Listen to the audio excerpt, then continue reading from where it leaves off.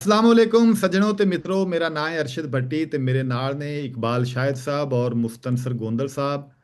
ਅੱਜ ਦਾ ਸਾਡਾ ਪ੍ਰੋਗਰਾਮ ਪੰਜ ਰੰਗ ਦਾ ਪ੍ਰੋਗਰਾਮ ਤੇ ਸਾਡਾ ਰੰਗਲਾ ਪੰਜਾਬ ਦਾ ਪ੍ਰੋਗਰਾਮ, ਜਿਹੜਾ ਇੱਕ ਵਾਰੀ ਫੇਰ ਅਸੀਂ ਸੈਲਾਬ ਦੀ ਸੂਰਤ ਹਾਲ ਔਰ ਸਾਡੇ ਲੋਕਾਂ ਦੇ ਜਿਹੜੇ ਤਬਾਹੀ ਔਰ ਦੁੱਖ ਹੈ ਉਸ ਹਵਾਲੇ ਨਾਲ ਅਸੀਂ ਗੱਲਬਾਤ ਕਰਨਾ ਚਾਹ ਰਹੇ ਹਾਂ। ਤੁਹਾਡੇ ਦੋਸਤਾਂ ਨੂੰ ਵੀ ਇਹ ਗੁਜ਼ਾਰਿਸ਼ ਕਰਨੇ ਆ ਕਿ ਆਪਣੇ ਵਿਚਾਰ ਸਾਡੇ ਨਾਲ ਸਾਂਝੇ ਕਰਿਆ ਕਰੋ, ਤਾਂ ਕਿ ਸਾਨੂੰ ਪਤਾ ਲੱਗੇ ਕਿ ਜਿਹੜੀ ਜਿੱਥੇ ਜਿੱਥੇ ਕੋਈ ਦੋਸਤ ਬੈਠੇ ਨੇ ਉੱਥੇ ਉੱਥੇ ਕੀ ਸੂਰਤ ਹਾਲ ਹੈ। ਤੇ ਜਿੱਦਾਂ ਕਿ ਤੁਹਾਨੂੰ ਸਾਰਿਆਂ ਨੂੰ ਪਤਾ ਹੀ ਹੈ ਕਿ ਪੰਜਾਬ ਦੇ ਵਿੱਚ ਸੂਰਤ ਹਾਲ ਸੈਲਾਬ ਦੀ ਕੋਈ ਜ਼ਿਆਦਾ ਅੱਛੀ ਨਹੀਂ ਹੈਗੀ। ਪਾਣੀ ਜੇ ਪਹਿਲੇ ਵਾਲਾ ਥੋੜਾ ਜਿਹਾ ਉਤਰਦਾ ਹੈ ਤੇ ਪਿੱਛੋਂ ਪਾਣੀ ਹੋਰ ਆ ਜਾਂਦਾ ਹੈ। ਇਹੀ ਚਨਾਬ ਦੇ ਹਵਾਲੇ ਨਾਲ ਵੀ ਸੂਰਤ ਹਾਲ ਹੈ, ਰਾਵੀ ਔਰ ਸਤਲੁਜ ਦੇ ਹਵਾਲੇ ਨਾਲ ਵੀ ਸੂਰਤ ਹਾਲ ਹੈ। ਚਨਾਬ ਦੇ ਹਵਾਲੇ ਨਾਲ ਅਸੀਂ ਦੇਖਦੇ ਹਾਂ ਕਿ ਚਨਾਬ ਦੇ ਆਲੇ ਦੁਆਲੇ ਜਿੰਨੇ ਪਿੰਡ ਨੇ ਉਹਨਾਂ ਵਿੱਚੋਂ ਜ਼ਿਆਦਾਤਰ ਪਿੰਡ ਉਹ ਨੇ ਜਿਹੜੇ ਮੁਤਾਸਰ ਹੋ ਚੁੱਕੇ ਨੇ ਔਰ ਲੋਕ ਬੇਘਰ ਹੋ ਚੁੱਕੇ ਨੇ। ਲੋਕਾਂ ਦਾ ਮਾਲ ਡੰਗਰ ਮਰਿਆ ਹੈ ਜਾਂ ਭੁੱਖਾ ਬੈਠਾ ਹੈ, ਲੋਕ ਭੁੱਖੇ ਬੈਠੇ ਨੇ। ਬਹੁਤ ਸਾਰੀਆਂ ਜਾਨਾਂ ਜਿਹੜੀਆਂ ਨੇ ਉਹ ਚਲੀਆਂ ਗਈਆਂ ਨੇ ਔਰ ਕੋਈ 1000 ਕਿਲੋਮੀਟਰ ਦੇ ਤਖਮੀਨਾ ਇਹ ਹੈਗਾ ਕਿ ਕੋਈ 1000 ਕਿਲੋਮੀਟਰ ਸੜਕਾਂ ਜਿਹੜੀਆਂ ਨੇ ਉਹ ਵੀ ਮੁਤਾਸਰ ਹੋ ਚੁੱਕੀਆਂ ਨੇ। ਇਹ ਸਾਰੀ ਸੂਰਤ ਹਾਲ ਉੱਥੇ ਜ਼ਮੀਨ ਤੇ ਕੀ ਹੈ, ਇਕਬਾਲ ਸ਼ਾਹਿਦ ਸਾਹਿਬ ਲਾਹੌਰ ਬੈਠੇ ਨੇ, ਇਹ ਸਾਨੂੰ ਦੱਸਣਗੇ ਕਿ ਇਸ ਵੇਲੇ ਸੂਰਤ ਹਾਲ ਕੀ ਹੈ। ਕੁਝ ਬਿਹਤਰੀ ਦੀ ਗੁੰਜਾਇਸ਼ ਪੈਦਾ ਹੋ ਰਹੀ ਹੈ ਇਕਬਾਲ ਸਾਹਿਬ? ਅਸਲਾਮ ਵਾਲੇਕਮ ਜੀ। ਗੱਲ ਇਹ ਵੇਖ ਕੇ ਜਿਹੜੀ ਸੂਰਤ ਹਾਲ ਹੈ ਪੰਜਾਬ ਦੇ ਵਿੱਚ ਉਹ ਤੇ ਉਸੇ ਤਰ੍ਹਾਂ ਹੀ ਹੈ। ਸਿੰਧ ਨੂੰ ਵੀ ਖਤਰਾ ਵੱਧ ਰਿਹਾ ਹੈ ਸਵਾਬ ਦਾ, ਲੇਕਿਨ ਅਪਰ ਪੰਜਾਬ ਕਿਸੇ ਹੱਦ ਤੱਕ ਠੀਕ ਹੋ ਗਿਆ ਹੈ। ਯਾਨੀ ਜਿਹੜੇ ਸਾਡੇ ਗੁਜਰਾਤ ਦਾ ਇਲਾਕਾ ਸੀ ਜਾਂ ਅਪਰ ਪੰਜਾਬ ਹੈਡ ਕਾਦਰਾਬਾਦ ਦਾ ਇਲਾਕਾ ਸੀ, ਹੁਣ ਜਿਹੜੇ ਮਸਾਇਲ ਨੇ ਉਹਦੇ ਮੁਲਤਾਨ, ਉਹਦੇ ਹੈਡ ਤ੍ਰਿਮੂ ਦੇ ਕੋਲ ਔਰ ਪੰਜਨਾਦ ਦੀ ਤਰਫ ਜਿਹੜਾ ਸੈਲਾਬ ਵੱਧ ਰਿਹਾ ਹੈ। ਇਸੇ ਤਰੀਕੇ ਦੇ ਨਾਲ ਰਾਵੀ ਔਰ ਸਤਲੁਜ ਜਿਹੜਾ ਹੈ ਇਹਦੇ ਵਿੱਚ ਵੀ ਅਗਲਾ ਪਾਣੀ ਅੱਗੇ ਨਿਕਲਦਾ ਹੈ ਤੇ ਪਿੱਛੋਂ ਹੋਰ ਪਾਣੀ ਆ ਜਾਂਦਾ ਹੈ। ਇਹਦੇ ਵਿੱਚ ਵੀ ਸੂਰਤ ਹਾਲ ਜਿਹੜੀ ਹੈ ਉਹ ਉਸੇ ਤਰੀਕੇ ਨਾਲ ਹੈ। ਇੱਕ ਬੜਾ ਅਫਸੋਸਨਾਕ ਵਾਕਿਆ ਹੋਇਆ ਹੈ ਕਿ ਐਨ ਬੱਲੋ ਕੀ ਤੇ ਸਾਡਾ ਇੱਕ ਨੌਜਵਾਨ ਅਫਸਰ ਫੁਰਕਾਨ ਮੁਹੰਮਦ ਖਾਨ, ਉਹ ਜਿਹੜੇ ਨੇ ਉਹ ਖਾਲਕੇ ਹਕੀਕੀ ਨਾਲ ਜਾਣ ਮਿਲੇ ਨੂੰ ਕਈ ਦਿਨਾਂ ਤੋਂ ਮੁਸਲਸਲ ਸਵਾਬ ਦੀ ਡਿਊਟੀ ਕਰ ਰਹੇ ਸਨ ਔਰ ਉਹਨਾਂ ਨੂੰ ਸੌਣੇ ਦਾ ਵੀ ਬਹੁਤ ਘੱਟ ਮੌਕਾ ਮਿਲ ਰਿਹਾ ਸੀ। ਅਸੀਂ ਦੁਆ ਕਰਨੇ ਆ ਕਿ ਅੱਲਾਹ ਤਾਲਾ ਉਹਨਾਂ ਦੀ ਮਗਫਰਤ ਫਰਮਾਏ ਔਰ ਉਹਨਾਂ ਨੂੰ ਅਜਰ ਦੇਵੇ। ਸੋ ਗੱਲ ਇਹ ਵੇ ਕਿ ਪੰਜਾਬ ਤੇ ਇਹ ਆਫਤ ਜਿਹੜੀ ਹੈ ਇਹ ਤੇ ਹਾਲੀ ਉਸੇ ਤਰ੍ਹਾਂ ਹੀ। ਅੱਛਾ ਮੁਸਤਨਸਰ ਗੋਂਦਲ ਸਾਹਿਬ, ਤੁਸੀਂ ਜ਼ਰਾ ਦੂਰ ਬੈਠੇ ਹੋ, ਯੂਰਪ ਵਿੱਚ ਬੈਠੇ ਹੋ। ਤੁਸੀਂ ਇਹ ਦੱਸੋ ਕਿ ਜ਼ਾਹਿਰ ਹੈ ਤੁਸੀਂ ਇਹ ਸੂਰਤ ਹਾਲ ਨੂੰ ਬੜੀ ਬਰੀਕੀ ਨਾਲ ਮੋਨੀਟਰ ਕਰ ਰਹੇ ਹੋ ਔਰ ਤੁਹਾਡਾ ਤਾਲੁਕ ਵੀ ਉਸ ਜ਼ਿਲ੍ਹੇ ਨਾਲ ਹੈ ਜਿੰਦੇ ਬਾਰੇ ਕਿਹਾ ਜਾਂਦਾ ਹੈ ਕਿ ਉਹਨੇ ਇੱਕ ਵਾਰੀ ਫੇਰ ਕੁਰਬਾਨੀ ਦਿੱਤੀ, ਕਿਉਂਕਿ ਉਧਰ ਨੂੰ ਬੰਨ ਤੋੜ ਕੇ ਪਾਣੀ ਉਸ ਸਾਈਡ ਤੇ ਯਾਨੀ ਮੰਡੀ ਵਾਲੀ ਸਾਈਡ ਤੇ ਕੱਢਿਆ ਗਿਆ ਚਨਾਬ ਦਾ। ਤੁਸੀਂ ਇਹ ਦੱਸੋ ਕਿ ਤੁਸੀਂ ਕੀ ਸਮਝਦੇ ਹੋ ਕਿ ਹੁਕੂਮਤ ਆਪਣਾ ਫਰਜ਼ ਅਦਾ ਕਰੀ? ਦੇਖੋ ਗੱਲ ਇਹ ਹੈਗੀ ਹੈ ਕਿ ਇਹ ਕੁਦਰਤੀ ਆਫਤ ਹੈ, ਇਹਦੇ ਸਾਹਮਣੇ ਹੁਕੂਮਤ ਵੀ ਬੇਬਸ ਹੈ। ਹੁਕੂਮਤ ਕੀ ਕਰ ਸਕਦੀ ਹੈ ਕਿ ਲੋਕਾਂ ਦੀ ਮਦਦ ਲਈ ਐਕਟਿਵ ਹੋਵੇ? ਔਰ ਸਾਨੂੰ ਨਜ਼ਰ ਆਉਂਦਾ ਪਿਆ ਹੈ ਕਿ ਮਕਾਮੀ ਐਮਪੀਜ਼ ਵੀ ਔਰ ਹੁਕੂਮਤ ਵੀ ਕਮ ਅਜ਼ ਕਮ ਸਾਨੂੰ ਨਜ਼ਰ ਇਹ ਆਉਂਦਾ ਹੈ ਕਿ ਕਾਫੀ ਐਕਟਿਵ ਨੇ ਔਰ ਉਹ ਰੋਜ਼ ਸਾਨੂੰ ਆਦਾਦੋ ਸ਼ੁਮਾਰ ਵੀ ਦਿੰਦੇ ਨੇ ਕਿ ਇੰਨਿਆਂ ਲੋਕਾਂ ਨੂੰ ਅੱਜ ਰੈਸਕਿਊ ਕੀਤਾ ਹੈਗਾ, ਇੰਨਿਆਂ ਲੋਕਾਂ ਨੂੰ, ਇੰਨੇ ਲੋਕਾਂ ਦੇ ਮਾਲ ਮਵੇਸ਼ੀ ਜਿਹੜੇ ਨੇ ਉਹਨਾਂ ਨੂੰ ਰੈਸਕਿਊ ਕੀਤਾ ਹੈ। ਤੁਸੀਂ ਕੀ ਸਮਝਦੇ ਹੋ ਕਿ ਵਾਕਈ ਹੁਕੂਮਤ ਜਿਹੜੀ ਹੈ ਉਹ ਅਪ ਟੂ ਦੀ ਮਾਰਕ ਕੰਮ ਕਰ ਰਹੀ ਹੈ? ਭੱਟੀ ਸਾਹਿਬ, ਮੇਰੀ ਰਾਏ ਇਹਦੇ ਤੋਂ ਟੋਟਲੀ ਪਹਿਲੇ ਤਾਂ ਮੈਂ ਸਭ ਆਪਣਾ ਰੰਗਲਾ ਪੰਜਾਬ ਦੇ ਪੰਜ ਪੰਜ ਰੰਗ ਦੇ ਵੀਵਰਸ ਨੂੰ ਸਲਾਮ ਆਖਾਂਗਾ ਔਰ ਭੱਟੀ ਸਾਹਿਬ ਤੁਹਾਨੂੰ ਵੀ ਬਹੁਤ ਬਹੁਤ ਸਲਾਮ। ਭਾਈ ਇਕਬਾਲ ਸ਼ਾਹਿਦ ਬੜਾਈ ਸਾਹਿਬ ਨੂੰ ਵੀ ਸਲਾਮ ਮੇਰਾ। ਤੇ ਆਵਾਂਗਾ ਤੁਹਾਡੇ ਸਵਾਲ ਵਾਲੇ ਪਾਸੇ ਕਿ ਹਕੂਮਤ ਦੀ ਜਿਹੜੀ ਅਸੀਂ ਗੱਲ ਕਰਨੇ ਆ ਹੁਣ, ਸਾਨੂੰ ਇਹ ਸ਼ੋਅ ਵਹਾਣੇ ਦਾ ਤਾਂ ਸਾਨੂੰ ਕੋਈ ਮਕਸਦ ਕੋਈ ਨਹੀਂ ਇਹਨਾਂ ਦਾ। ਇਹ ਭੱਟੀ ਸਾਹਿਬ ਵਸਾਇਲ ਕਿਹਦੇ ਕੋਲ ਨੇ? ਵਸਾਇਲ ਸਾਡੇ ਕੋਲ ਨੇ। ਅਸੀਂ ਇੱਥੇ ਬੈਠੇ ਹਾਂ, ਯਕੀਨ ਕਰੋ ਵੀ ਵੇਖ ਕੇ ਰੋਣ ਵੀ ਆਉਂਦਾ ਹੈ ਵੀ ਅਸੀਂ ਜਿਸ ਮੁਲਕ 'ਚ ਮੈਂ ਬੈਠੇ ਹਾਂ, ਜਿੰਨੀਆਂ ਕੁ ਬਾਰਿਸ਼ਾਂ ਇੱਥੇ ਹੁੰਦੀਆਂ ਨੇ ਇਹ ਤਾਂ ਮੁਲਕ ਜ਼ਮੀਨ ਤੋਂ ਸਫਾ ਹਸਤੀ ਤੋਂ ਮਿਟ ਚੁੱਕੇ ਹੁੰਦੇ। ਅੱਲਾ ਨੇ ਸਾਨੂੰ ਦਿਮਾਗ ਦਿੱਤੇ ਨੇ, ਸਾਡੇ ਕੋਲ ਮੈਨ ਪਾਵਰ ਹੈ। ਬਾਕੀ ਮਸਲਾ ਇਹ ਹੈ ਕਿ ਅਸੀਂ ਵਸਾਇਲ ਆਪਣੇ ਆਵਾਮ ਤੇ ਇਸਤੇਮਾਲ ਕਰਕੇ ਰਾਜ਼ੀ ਨਹੀਂ ਹੈ ਜੀ। ਅਸੀਂ ਆਪਣੇ ਜਿਹੜੇ ਨੇ ਗੰਢੀ ਸਿਰੇ ਤੇ ਬੰਨੀ ਹੈ ਉਹਨੂੰ ਸੰਭਾਲਦੇ ਫਿਰਨੇ ਆ। ਗੱਲ ਤੇ ਇਹ ਇਹ ਕੋਈ ਐਡਾ ਕੋਈ ਵੱਡਾ ਇਸ਼ੂ ਨਹੀਂ। ਇਹ ਬਾਰਿਸ਼ ਅੱਲਾ ਦੀ ਰਹਿਮਤ ਹੈ, ਇਹਦੇ ਬਗੈਰ ਤੇ ਕੋਈ ਜ਼ਿੰਦਗੀ ਮੁਮਕਿਨ ਨਹੀਂ। ਔਰ ਇਹਨੂੰ ਜਿਹੜਾ ਵੇ ਕਿ ਅਸੀਂ ਕੁਦਰਤੀ ਆਫਤ ਨਹੀਂ, ਇਹ ਆਫਤ ਇਹਨਾਂ ਸਿਆਸਤਦਾਨਾਂ ਦੀ, ਇਹਨਾਂ ਤੁਸੀਂ ਆਖ ਲਓ ਕਿ ਜਿਨ੍ਹਾਂ ਕੋਲ ਵੀ ਵਸਾਇਲ ਨੇ ਉਹਨਾਂ ਦੀ ਬਣਾਈ ਗਈ ਹੈ। ਕਿਹੜਾ ਕੰਮ ਹੈ ਜਿਹੜਾ ਮੁਮਕਿਨ ਨਹੀਂ? ਇਹ 9 ਲੱਖ ਕਿਊਸੈਕ ਜਿਹੜਾ ਵੇ ਇਹਨਾਂ ਨੂੰ ਪਤਾ ਨਹੀਂ ਸੀ ਕਿ ਜਿਹੜੇ ਹਜ਼ਰਾਤ ਨੇ ਕਿ ਜੱਜਾਂ ਦੀਆਂ ਜਿਹੜੀਆਂ ਨੇ ਵੀਡੀਓ ਬਣਾਉਣ ਦੇ ਜਿਹੜਾ ਨੇ ਕਿ ਆਪਣਾ ਮਸਰੂਫ ਨੇ, ਉਹਨਾਂ ਦੀਆਂ ਸਾਡੀਆਂ ਲੋਕਾਂ ਦੀਆਂ ਕਾਲਾਂ ਟਾਈਪ ਕਰਨ ਤੇ ਮਸਰੂਫ ਨੇ। ਉਹਨਾਂ ਨੂੰ ਨਹੀਂ ਪਤਾ ਕਿ ਉੱਥੇ ਐਡਾ ਵੱਡਾ ਐਟਮ ਬੰਬ ਤੋਂ ਵੀ ਵੱਡਾ ਹਥਿਆਰ ਸਾਡੇ ਸਿਰੇ ਤੇ ਬਣਦਾ ਪਿਆ, ਔਰ ਬਣ ਗਿਆ, ਮੁਕੰਮਲ ਹੋ ਗਿਆ, ਸਾਡੇ ਮੁਲਕ ਤੇ ਹਮਲਾ ਵੀ ਹੋਇਆ, ਫਿਰ ਵੀ ਤੁਸੀਂ ਇਹ ਹਥਿਆਰ ਹੀ ਭੰਨ ਛੱਡੋ।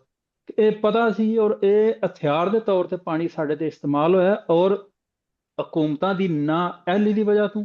ਔਰ ਇਹਨਾਂ ਨੂੰ ਪਤਾ ਸੀ ਉੱਥੇ ਐਟਮ ਬੰਬ ਇੰਡੀਆ ਬਣਾਇਆ, ਤੁਸੀਂ ਬਣਾ ਲਿਆ। ਉਹਨਾਂ ਡੈਮ ਬਣਾਏ ਨੇ, ਤੁਸੀਂ ਡੈਮ ਕਿਉਂ ਨਹੀਂ ਬਣਾਏ? ਪਾਣੀ ਵੇਖੋ ਭੱਟੀ ਸਾਹਿਬ, ਦੋ ਚੀਜ਼ਾਂ ਨੇ। ਪਾਣੀ ਜਿਹੜਾ ਵੇ, ਪਾਣੀ ਆਇਆ, ਪਾਣੀ ਨੇ ਆਪਣੇ ਰਸਤੇ ਤੋਂ ਗੁਜ਼ਰਨਾ। ਬਾਕੀ ਸਾਡੇ ਕੋਲ ਅਸੀਂ ਕਲੋਨੀਆਂ ਦਰਿਆਵਾਂ 'ਚ ਅਸੀਂ ਬਣਾ ਸਕਦੇ ਹਾਂ। ਅਸੀਂ ਜਿਹੜਾ ਵੇ ਉੱਥੇ ਅਸੀਂ ਵਾਟਰ ਨਹੀਂ, ਅਸੀਂ ਪਾਣੀ ਨਹੀਂ ਅਸੀਂ ਜਮ੍ਹਾਂ ਲੇਕਿਨ ਕਰ ਸਕਦੇ। ਮੁਸਤਨਸਰ ਸਾਹਿਬ, ਤੁਹਾਡੀ ਗੱਲ ਤੁਸੀਂ ਬਿਲਕੁਲ ਸਹੀ ਕਹਿ ਰਹੇ ਹੋ, ਲੇਕਿਨ ਗੱਲ ਇਹ ਕੀ ਹੈ ਕਿ ਇਸ ਦਫਾ ਜਿਸ ਤਰ੍ਹਾਂ ਦੇ ਪਾਣੀ ਜਿੱਦਾਂ ਦਾ ਆਇਆ ਹੈ ਜਾਂ ਜਿੱਦਾਂ ਬਾਰਿਸ਼ਾਂ ਹੋਈਆਂ ਨੇ, ਬੜੇ ਹੀ ਅਨਐਕਸਪੈਕਟਡ ਹੀ ਗਏ। ਸ਼ਾਇਦ ਇਹਦੇ 'ਚ ਮੌਸਮੀਆਤੀ ਤਬਦੀਲੀਆਂ ਦਾ ਬਹੁਤ ਬੜਾ ਹੱਥ ਹੈ। ਹਕੂਮਤ ਜਾਂ ਲੋਕੀ ਜਿਹੜੇ ਨੇ ਇਸ ਤਰ੍ਹਾਂ ਦਾ ਐਕਸਪੈਕਟ ਨਹੀਂ ਸੀ ਕਰ ਰਹੇ, ਤੇ ਇਹ ਸ਼ਾਇਦ ਜਿਹਨੂੰ ਮੈਂ ਕੁਦਰਤੀ ਆਫਤ ਕਿਹਾ ਹੈਗਾ, ਉਹ ਸਾਡੀ ਉਮੀਦਾਂ ਤੋਂ ਬਹੁਤ ਜ਼ਿਆਦਾ ਹੋਇਆ ਹੈ, ਤਾਂ ਕਰਕੇ ਕੁਦਰਤੀ ਆਫਤ ਬਣਿਆ। ਬੇਸ਼ੱਕ ਬਾਰਿਸ਼ ਇੱਕ ਰਹਿਮਤ ਹੈਗੀ ਹੈ, ਲੇਕਿਨ ਉਹੀ ਰਹਿਮਤ ਜਿਹੜੀ ਉਹ ਜ਼ਹਿਮਤ ਵੀ ਬਣ ਜਾਂਦੀ ਹੈ, ਹੱਦ ਤੋਂ ਜ਼ਿਆਦਾ ਹੋਵੇ ਤੇ।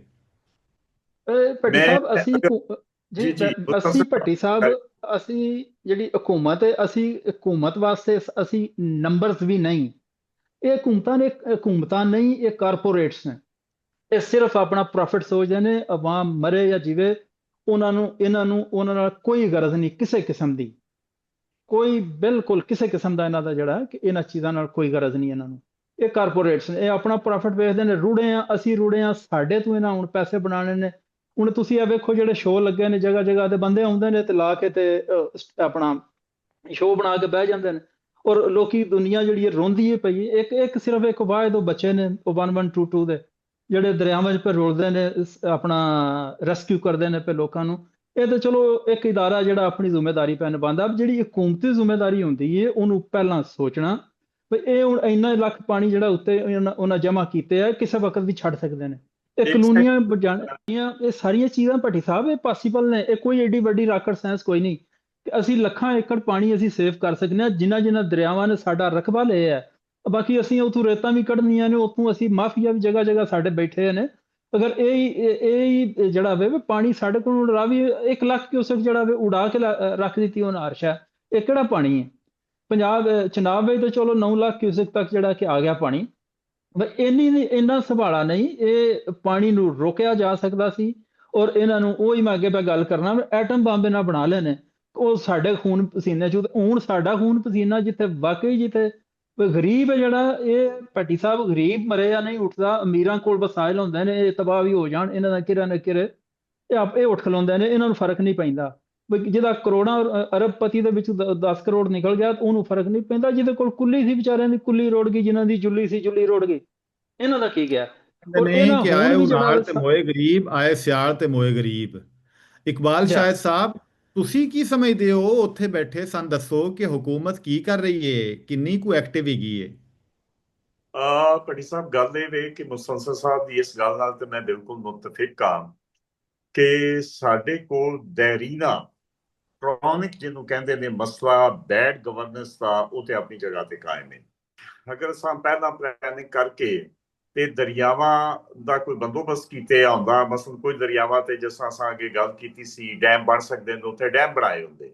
ਚਨਾਬ ਤੇ ਵੀ ਡੈਮ ਚੰਦਿਓੜ ਦੇ ਕੋਲ ਬਣ ਸਕਦਾ, ਬੜੇ ਅਰਸੇ ਦੀ ਉਹਦੀ ਸਟੱਡੀ ਹੈ, ਉੱਥੇ ਅਸੀਂ ਡੈਮ ਬਣਾਏ ਹੁੰਦੇ। ਦੂਸਰੀ ਗੱਲ ਇਹ ਵੇ ਕਿ ਅਸੀਂ ਅਰਲੀ ਵਾਰਨਿੰਗ ਸਿਸਟਮ ਔਰ ਐਕਟਿਵ ਕਿਸਮ ਦੀ ਗਵਰਨਮੈਂਟ ਦੀ ਮਸ਼ੀਨਰੀ ਜਿਹੜੀ ਹੈ ਉਹਨੂੰ ਪਹਿਲਾਂ ਅਲਰਟ ਕੀਤੇ ਆਉਂਦਾ। ਜਿਸ ਤਰ੍ਹਾਂ ਮੁਸਤਨਸਰ ਸਾਹਿਬ ਕਹਿ ਰਹੇ ਨੇ ਕਿ ਸਾਡੇ ਕੋਲ ਬਹੁਤ ਅਰਸੇ ਤੋਂ ਪਤਾ ਲੱਗ ਰਿਹਾ ਸੀ, ਵਾਰਨਿੰਗ ਵੀ ਆ ਰਹੀ ਸੀ ਕਿ ਬਾਰਿਸ਼ਾਂ ਬਹੁਤ ਜ਼ਿਆਦਾ ਹੋਣਗੀਆਂ, ਮਹਿਕਮਾ ਮੌਸਮੀਆਤ ਵੀ ਦੱਸ ਰਿਹਾ ਸੀ। ਉਸ ਤਰ੍ਹਾਂ ਤੇ ਗਵਰਨਮੈਂਟ ਦੀ ਤਿਆਰੀ ਜਿਹੜੀ ਹੈ ਬਿਲਕੁਲ ਨਾਮੁਕੰਮਲ ਹੈ। ਔਰ ਸਾਡਾ ਉਹੀ ਗੱਲ ਕਿ ਸਾਡੀ ਅਸ਼ਰਾਫੀਆ ਜਿਹੜੀ ਹੈ ਉਹ ਇਹਦੇ ਬਾਰੇ ਸੋਚਦੀ ਨਹੀਂ ਕਿ ਅਗਰ ਕੋਈ ਗਰੀਬ ਆਦਮੀ, ਮਾੜਾ ਬੰਦਾ ਜਿਹੜਾ ਹੈ, ਉਹਦਾ ਘਰ ਰੁੜ ਜਾਏਗਾ, ਉਹਦਾ ਮਾਲ ਡੰਗਰ ਜਾਂਦਾ ਰਹੇਗਾ, ਉਹਨਾਂ ਦੀਆਂ ਜਾਨਾਂ ਜਾਂਦੀਆਂ ਰਹਿਣ ਦੀਆਂ, ਤੇ ਸਾਡੀ ਕੋਈ ਜਵਾਬਦੇਹੀ ਹੋ ਸਕਦੀ ਹੈ। ਇਸ ਹੱਦ ਤੱਕ ਤੇ ਮੈਂ ਸਮਝਦਾ ਕਿ ਬਹੁਤ ਬੜੀ ਗਫਲਤ ਹੈ। ਲੇਕਿਨ ਸਲਾਬ ਆਉਣ ਤੋਂ ਬਾਅਦ ਜਿਹੜੇ ਕੁਝ ਮਹਿਕਮੇ ਨੇ, ਮੈਂ ਸਭ ਤੋਂ ਪਹਿਲਾਂ ਤੇ 1122 ਦੇ ਬੱਚਿਆਂ ਨੂੰ ਬਹੁਤ ਸ਼ਾਬਾਸ਼ ਦਿਆਂਗਾ। ਇਹ ਜਿਹੜੀ ਸਾਡੀ ਸਿਵਲ ਇੰਤਜ਼ਾਮੀਆ ਅਫਸਰਾਨ ਨੇ, ਮੇਰੇ ਕੋਲ ਮਤਲਬ ਇਹ ਕਿ ਪਰਸਨਲ ਰਿਪੋਰਟਸ ਨੇ ਕਿ ਦਿਨ ਰਾਤ 72 ਘੰਟੇ ਉਹਨਾਂ ਨੂੰ ਸੌਣੇ ਦਾ ਮੌਕਾ ਨਹੀਂ ਮਿਲ ਰਿਹਾ। ਉਹਨਾਂ ਨੂੰ ਯਾਨੀ ਦਿਨ ਅੰਤ ਉਹ ਕੋਸ਼ਿਸ਼ ਕਰ ਰਹੇ ਨੇ। ਲੇਕਿਨ ਇਹ ਮਾਮਲਾ ਇਹ ਨਹੀਂ ਕਿ ਤੁਸੀਂ ਹੈਲੀਕਾਪਟਰ 'ਚ ਬਹਿ ਕੇ ਸੈਰ ਕਰੋ ਸਲਾਬਜ਼ਾਦਾ ਏਰੀਆਜ਼ ਦੀ, ਜਾਂ ਕਸ਼ਤੀ 'ਚ ਬਹਿ ਕੇ ਸੈਰ ਕਰੋ ਸਲਾਬਜ਼ਾਦਾ ਏਰੀਆ ਦੀ। ਗੱਲ ਇਹ ਵੇ ਤੁਹਾਡੀ ਜਵਾਬਦੇਹੀ ਇਸ ਤੇ ਕਰਨੀ ਹੈ, ਤੁਸੀਂ ਪਲੈਨਿੰਗ ਕੀ ਕੀਤੀ ਇਹਨੂੰ ਰੋਕਣੇ ਵਾਸਤੇ। ਇਹ ਗੱਲ ਆਪਣੀ ਜਗ੍ਹਾ ਤੇ ਬਜਾਏ, ਲੇਕਿਨ ਇਸ ਦਫਾ ਬਾਰਿਸ਼ਾਂ ਔਰ ਗਲੇਸ਼ੀਅਰਸ ਦਾ ਮੈਲਟ ਹੋਣਾ ਜਿਹੜਾ ਹੈ ਉਹ ਵੀ ਬਿਲਕੁਲ ਹੱਦ ਤੋਂ ਜ਼ਿਆਦਾ ਹੋਇਆ ਹੈ, ਯਾਨੀ ਐਕਸਪੈਕਟਡ ਨਹੀਂ ਸੀ ਇੰਨਾ, ਤੇ ਉਹ ਵੀ ਵਜ੍ਹਾ ਤੇ ਹੈਗੀ ਹੈ। ਦੋਵੇਂ ਮਾਸ਼ਾਅੱਲਾ ਨੌਜਵਾਨ ਪੜ੍ਹੀਆਂ ਲਿਖੀਆਂ ਗੱਲਾਂ ਤੁਸੀਂ ਕਰਦੇ ਹੋ ਔਰ ਬੜੀ ਅੱਛੀ। ਭੱਟੀ ਸਾਹਿਬ, ਮੈਂ ਨਾਜ਼ਰੀਨ ਨੂੰ ਦੱਸਾਂ ਕਿ ਮਾਸ਼ਾਅੱਲਾ ਡਾਕਟਰ ਅਰਸ਼ਦ ਭੱਟੀ ਸਾਹਿਬ ਨੇ PhD ਡਾਕਟਰ ਨੇ ਔਰ ਬੀਜਿੰਗ ਯੂਨੀਵਰਸਿਟੀ 'ਚ ਪੜ੍ਹਾਉਂਦੇ ਵੀ ਨੇ। ਔਰ ਸਾਡਾ ਇਹ ਪ੍ਰੋਗਰਾਮ ਹੀ ਪੰਜਾਬੀ 'ਚ ਕਰਨ ਦਾ ਮਤਲਬ ਇਹ ਵੇ ਕਿ ਲੋਕਾਂ ਨੂੰ ਪਤਾ ਲੱਗੇ ਕਿ ਪੰਜਾਬੀ ਜਿਹੜੇ ਨੇ ਇਹ ਬੜੇ ਪੜ੍ਹੇ ਲਿਖੇ ਪੰਜਾਬੀ ਵੀ ਹੋ ਜਾਣ ਭਾਵੇਂ, ਤੇ ਆਪਣੀ ਜ਼ੁਬਾਨ ਨਾਲ ਆਪਣੀ ਮੁਹੱਬਤ ਜਿਹੜੀ ਉਹ ਨਹੀਂ ਛੱਡਦੇ। ਮੈਂ ਆਪਣੇ तमाम ਸੁਣਨਾਰਿਆਂ ਵਾਸਤੇ ਗੁਜ਼ਾਰਿਸ਼ ਕਰਾਂਗਾ ਕਿ ਅਗਰ ਪੰਜਾਬ ਦੀ ਆਵਾਜ਼ ਨੂੰ ਚਾਹੁੰਦੇ ਨੇ ਕਿ ਉਹ ਮਜ਼ਬੂਤ ਹੋਵੇ, ਔਰ ਇਸ ਤਰ੍ਹਾਂ ਅਸੀਂ ਆਵਾਮ ਦੀਆਂ ਅੱਖਾਂ ਦੇ ਨਾਲ ਵੇਖੀਏ ਚੀਜ਼ਾਂ ਨੂੰ, ਅਸ਼ਰਾਫੀਆ ਦੀਆਂ ਅੱਖਾਂ ਨਾਲ ਜਿਵੇਂ ਸਾਡਾ ਮੀਡੀਆ ਉਰਦੂ ਦਾ ਵੇਖਦਾ ਉਸ ਤਰ੍ਹਾਂ ਨਾ ਵੇਖੀਏ, ਤੇ ਸਾਡਾ ਰੰਗਲਾ ਪੰਜਾਬ ਨੂੰ ਵੀ ਫਾਲੋ ਕਰਨ।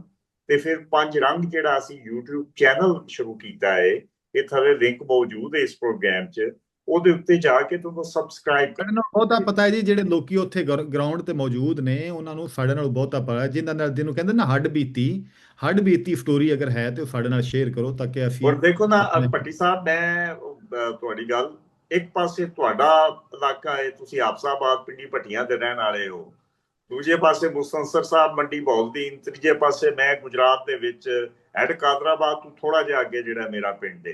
ਹੁਣ ਅਸੀਂ ਇਹ ਸੋਚੀਏ ਇਹ ਕੀ ਪਾਲਿਸੀ ਹੈ ਕਿ ਜੇ ਅੱਗੇ ਕੋਈ ਸ਼ਹਿਰ ਆ ਗਿਆ ਜਾਂ ਅੱਗੇ ਕੋਈ ਬੰਦ ਆ ਗਿਆ, ਹੈਡ ਆ ਗਿਆ, ਤੁਸੀਂ ਹੈਡ ਜਿਹੜੇ ਨੇ ਐਕਸਪੈਂਡ ਨਹੀਂ ਕੀਤੇ, 75 ਵਰੇ ਲੰਘ ਗਏ ਨੇ, ਉਹ ਜੇ ਉਹ ਅੰਗਰੇਜ਼ ਬਣਾ ਗਿਆ ਉਹ ਬਣਾ ਗਿਆ, ਤੇ ਤੁਸੀਂ ਪਿੱਛੋਂ ਵੱਢ ਕੇ ਬੰਦ ਜਿਹੜਾ ਹੈ ਤੇ ਫਸਲਾਂ ਰੋਡ ਛੱਡਣੀਆਂ ਨੇ, ਬੰਦੇ ਰੋਡ ਛੱਡਣੇ ਨੇ, ਜਿਵੇਂ ਉਹ ਜਾਨਦਾਰ ਹੀ ਨਹੀਂ ਉੱਥੇ ਰਹਿੰਦੇ, ਉੱਥੇ ਇਨਸਾਨ ਹੀ ਨਹੀਂ ਰਹਿੰਦੇ ਉਹਨਾਂ ਪਿੰਡਾਂ ਦੇ ਵਿੱਚ।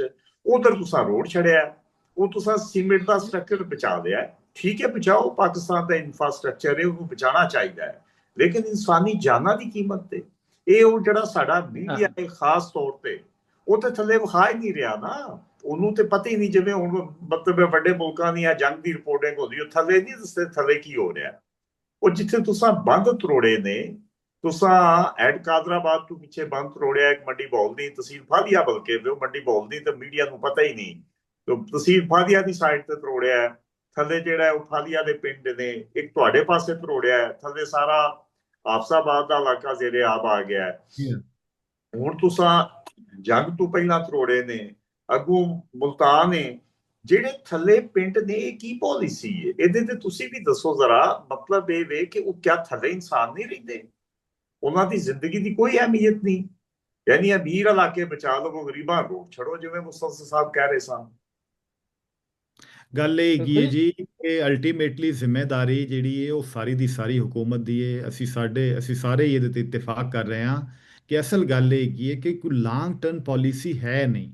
ਮਿਸਾਲ ਦੇ ਤੌਰ ਤੇ ਆਪਣਾ ਥੋੜੇ ਜਿਹੇ ਚਿਰ ਵਾਸਤੇ, ਜਿੰਨੇ ਚਿਰ ਵਾਸਤੇ ਆਉਂਦੇ ਨੇ, ਉਹ ਆਪਣਾ ਹਕੂਮਤ ਕਰਕੇ, ਰੂਲ ਕਰਕੇ ਤੇ ਨਿਕਲ ਜਾਂਦੇ ਨੇ। ਹਾਲਾਂਕਿ ਪੂਰੀ ਦੁਨੀਆ 'ਚ ਹੁਣ ਜਿਹੜਾ ਹਕੂਮਤ ਦਾ ਕਨਸੈਪਟ ਹੈਗਾ ਉਹ ਤਬਦੀਲ ਹੋ ਗਿਆ ਹੈ, ਹੁਣ ਰੂਲਿੰਗ ਨਹੀਂ ਹੈਗੀ, ਲੇਕਿਨ ਸਾਡੇ ਜਿਹੜੇ ਹੁਕਮਰਾਨ ਨੇ ਉਹ ਹਲੇ ਵੀ ਸਾਨੂੰ ਰੂਲ ਕਰਦੇ ਨੇ, ਔਰ ਆਪਣਾ ਉਹਨਾਂ ਦੀਆਂ ਵਾਰੀਆਂ ਜਿਹੀਆਂ ਹੈ ਨੇ, ਆਪਣੀ ਵਾਰੀ ਤੇ ਰੂਲ ਕੀਤਾ ਤੇ ਨਿਕਲ ਗਿਆ, ਔਰ ਉਹਦੇ ਨਾਲ ਨਾਲ ਜੋ ਮਾਮਲਾਤ ਬਾਕੀ ਨੇ ਉਹ ਵੀ ਆਪਣਾ ਕਿਕਬੈਕਸ ਵੀ ਆ ਗਏ, ਆਪਣੇ ਲੋਕਾਂ ਨੂੰ ਨਵਾਜ਼ ਵੀ ਲਿਆ, ਹੁਕੂਮਤ ਵੀ ਕਰ ਲਈ, ਉਸ ਤੋਂ ਬਾਅਦ ਫਿਰ ਅਗਲੀ ਵਾਰੀ ਆਪਣੀ ਵਾਰੀ ਦਾ ਇੰਤਜ਼ਾਰ। ਮੁਸਤਫਾ ਸਾਹਿਬ ਜਿਹੜੀ ਗੱਲ ਕਰ ਰਹੇ ਨੇ, ਹੁਣ ਅਸੀਂ ਪ੍ਰੋਗਰਾਮ ਨੂੰ ਆਖਰ ਦੀ ਤਰਫ ਹੀ ਲੈ ਕੇ ਜਾਂਦੇ ਆ।